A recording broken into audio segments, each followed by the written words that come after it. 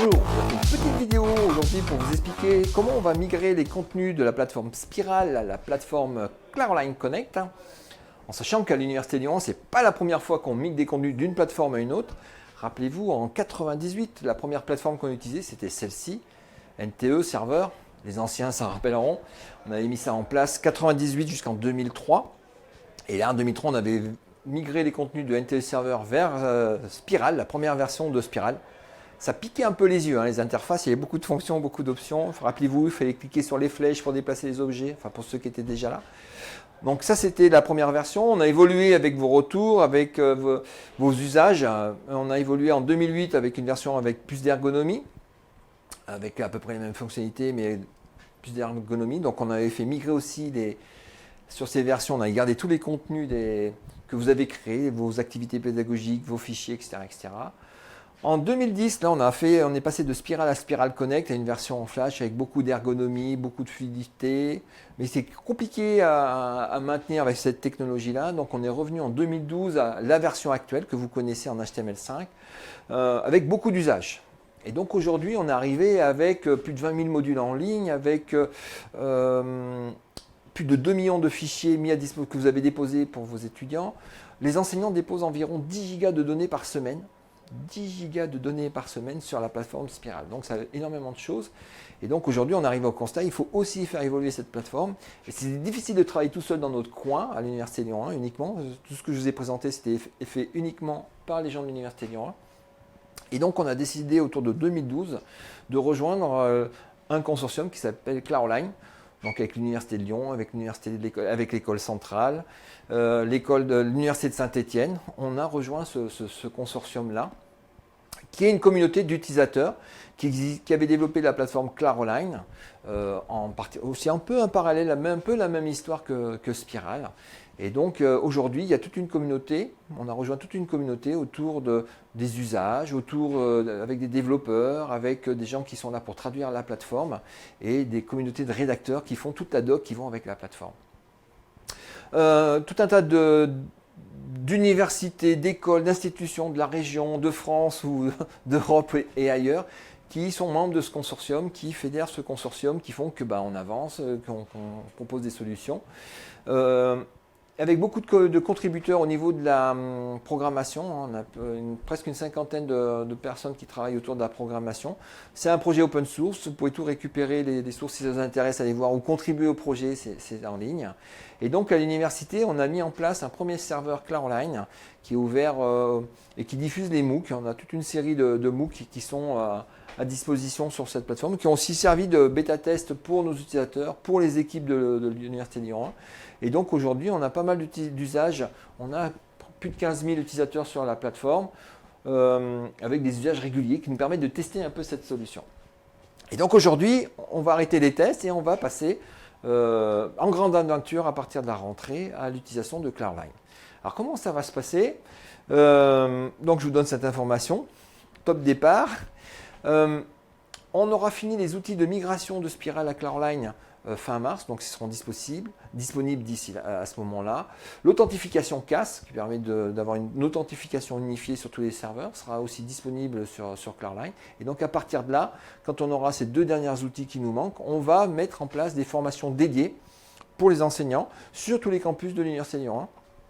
À Rockefeller, à Douai, à l'IUT Gratte-Ciel, à l'IUT de Bourg-en-Bresse, à l'ESP, etc., etc. Donc on va faire des formations dédiées pendant 3 mois sur la nouvelle plateforme.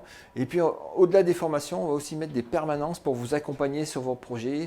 Certains ont des projets un peu compliqués, alambiqués, avec plein de choses autour. Et donc on va mettre en place des plannings de formation, des plannings de permanence qui seront bientôt en ligne. Et puis on va communiquer autour d'une journée de formation, de retour d'expérience en juillet pour les enseignants de l'université. En même temps, la plateforme Spiral, elle va rester accessible. On va avoir un tuilage entre les deux plateformes. Pendant 1 an, cette plateforme restera accessible pour vous enseignants. On coupera à la rentrée de septembre 2017 les accès pour les étudiants. Les étudiants ne pourront plus rentrer authentifiés dans la plateforme Spiral. Mais vous aurez accès toujours à vos contenus, toutes les fonctionnalités. Ce qui veut dire, s'il y a des choses qui ne marchent pas bien sur Cloudline, vous voulez continuer à les faire marcher sur Spiral, vous pourrez le faire, mais avec des étudiants non identifiés en mode anonyme. On vous expliquera comment ça marche si vous ne connaissez pas encore le mode anonyme sur Spiral. Alors, cette migration, comment elle va se passer? On va travailler. Comment on passe de Spiral à Cloudline? Quand vous êtes administrateur d'un module sur Spiral, vous êtes administrateur d'un module sur Spiral, vous allez voir apparaître un petit bouton qui s'appelle Export vers Cloudline, qui vous permettra de faire des petits paquets de tout votre contenu Spiral pour l'envoyer sur Cloudline. Vous cliquez sur ce bouton d'export, ça va générer donc ce paquet-là. Et pour l'envoyer et récupérer sur Cloudline, si vous faites un compte, vous utilisez votre compte sur Cloudline, créez un espace d'activité, hop, vous cliquez sur le bouton importer et vous pourrez importer aussi facilement le contenu de Spiral à Cloudline. Alors, j'ai fait des tests, à quoi ça ressemble.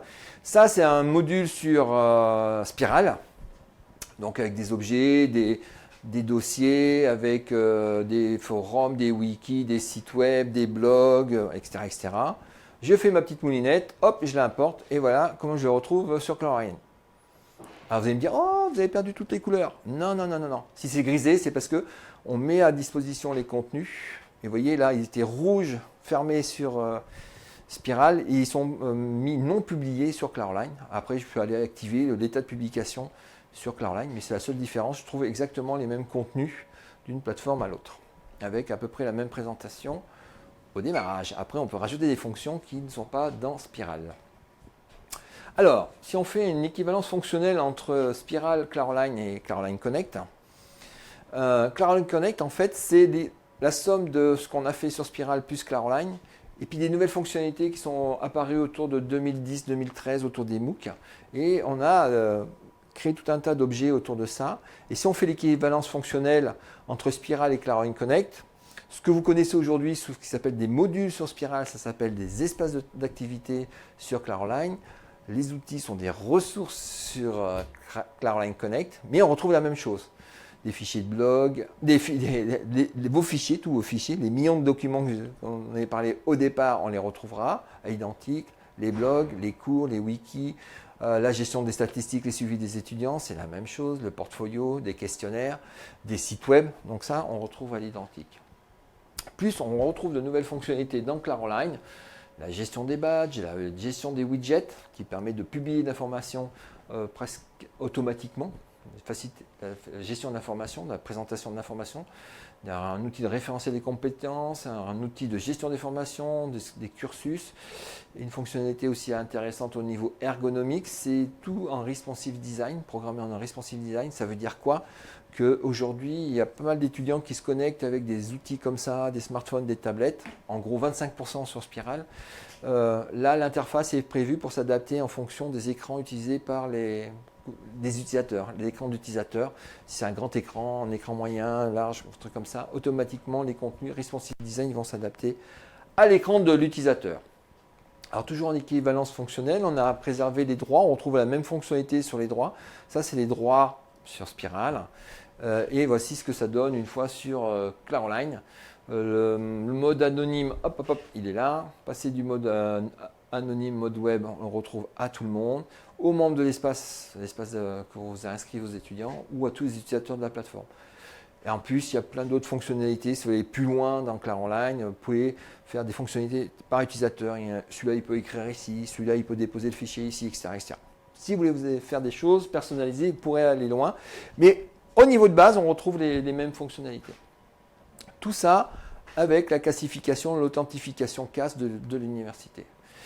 Pour vous aider, on a mis des docs en ligne, on a mis de l'aide en ligne, on a fait des tutos un peu comme celui-ci, sur de l'aide.